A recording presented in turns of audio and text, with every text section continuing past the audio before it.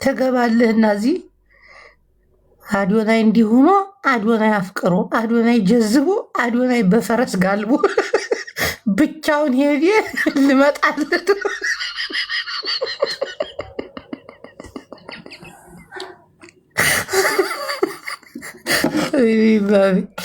እስቲ ሁላችሁ የፍቅር ታሪካችሁ ዝም ብላችሁ አስቡት ከመናገራችሁ በፊት ምን አይነት የፍቅር ታሪክ አላችሁ?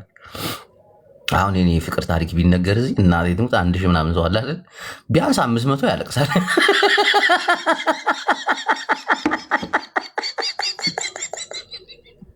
500 እየየ ብሎ ነው የሚያለቅሰው። እናቴ ትሙት እኔም ጨርሼ አልነግራችሁም እንጂ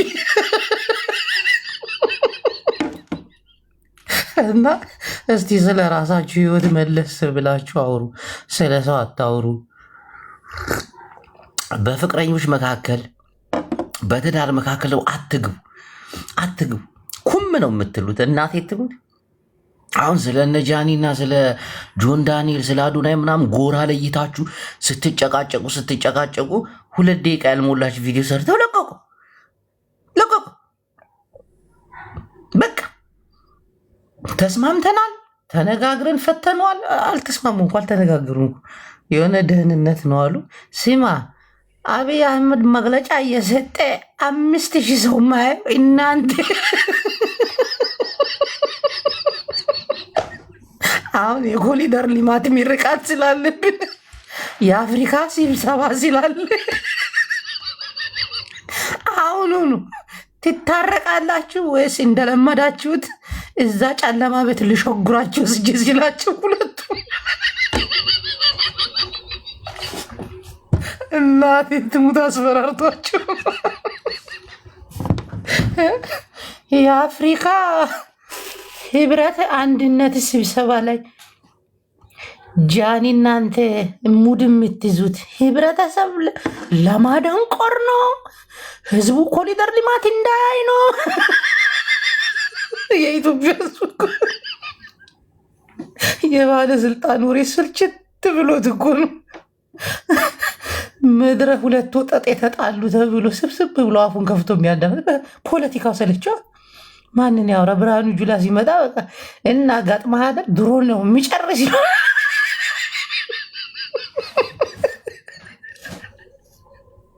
አብይ አህመድ ገብተህ ስታየው እድገታችን ሜራክል ነው ይላል።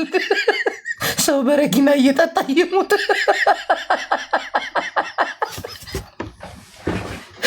እናንተን ማርያ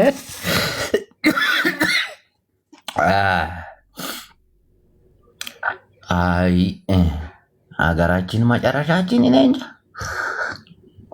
በአካል ሲታዩ ደግሞ ምን እንደሚመሳሰሉ ጊሽጣ ራስ፣ መላጣ፣ ጭቅቅታም፣ ብጉራም እናቴ ሰው እኮ አይመስሉም።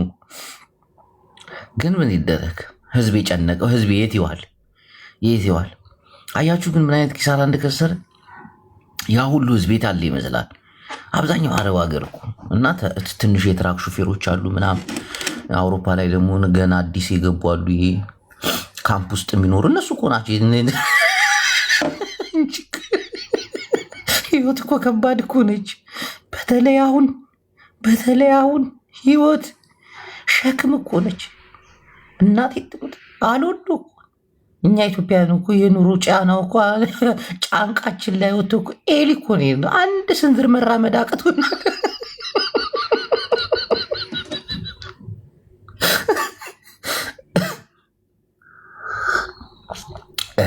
ግን ስለ ሰው ሲፈተፍቱ ደስ ይላል። በቃ አሁንማ አዶናይማ በቃ ወደ ሀገሩ ይመለስ።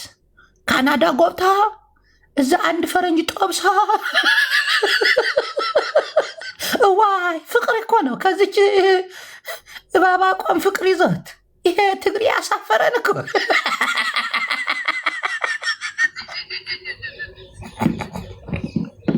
ኑሮሽን አትኖሪም፣ ሳህንሽን አጥበሽ አሰላም አሌይኩም ወራህመቱላ መዳሚ ጂ ይሩህ ወይን ጠላ ወይን ጥሎ። ግን ምን ታርጊያ እንጂ ክሎሮክስ ደግሞ ከዚህ በፊት መግለጫ ሰጥቼ ነበር። ሽንት ቤት ስታጥቡ አፍና አፍንጫችሁን በክሎሮክስ እንዲህ በማክስ አድርጋችሁ መጥፎ እኮ ነው። በአፍና በአፍንጫሽ የገባ ቀን ያሰግርሻል፣ አናትሽ ይዞራል። የምታወሪው አታውቂ። እኔ ሽንት ቤት በክሎሮክስ አጥቤ እናቴ ትሙት አይኔን ሲቆጠቁጠኝ ነው የሚያድረው።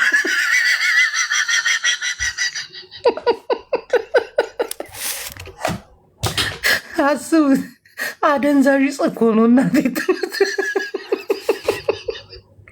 ከዛ የምታወራውን አታውቅም። እንዲህ ሰው ሳምንት ሙሉ ጃኒ እያለ ይውላል። ስንት ቀን አደረጉ። እኛ ታርቀናል ብለው ጨረሱ አይደለ?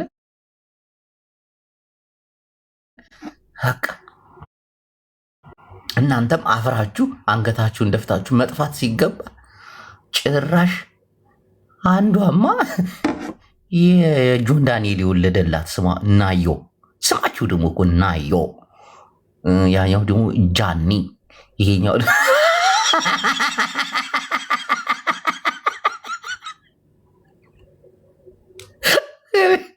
ዛበሻ ማለት ነው። ሙሉ ስሟን ጠርቶ የጃኒን ፍርስን ያደረገኝ ምን አለ ጃኒ ብሎ ላሽ ቢል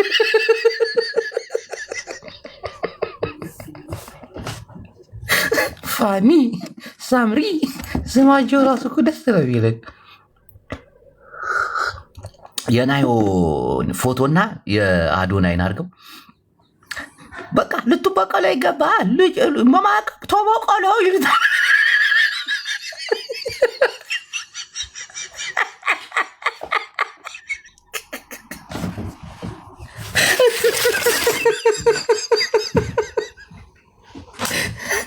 በልጁና ሊበቀበ አዶናይ ግን በጣም ነው የሚያፈቅራት። እናቴ ትሙት በጣም እንደሚያፈቅራት አውቄያለሁ። ግን ምን ይደረግ፣ እሷ ደግሞ ያንኛውን ነው የምታፈቅረው። ያልወጣላት ፍቅር አለ። የሆነ ሰዓት ላይ አላያችሁትም እንዴ? የሰው ልጅ ከሻወር ሲወጣ፣ እኔ አሁን ከሻወር ሲወጣ ፎጣዬን ፊቴን አልሸፍንበትም። እና ጃኒን ምን ያክል እንደሚጠላት ነው ያወቅሁት። ጆን ዳኒ አይታችሁታል ያንን ቪዲዮ። ሰው ፎጣውን ፊቱን ይሸፍንበታል። እጀላውን አንስታ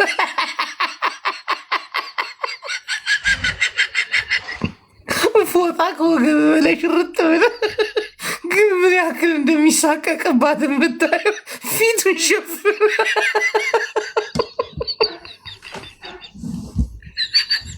ደግሞ የሶሻል ሚዲያ ላይ ወታችሁ ባልና ሚስት ይልን ወቁልን እንዲህ ምን ሆናችሁ? በልቶ የማያድር ሰው ፊት እንጀራ አይበላም። እናቶቻችሁ እንደዛ ብላችሁ አታውቅም? ልጄ ያልበላ ሰው ፊት እንዲያትበላ ስትቀዝን ታድራለህ አልተባለ? ፍቅርን የማያውቅ ህዝብ ላይ ፍቅር ስትጫወቱ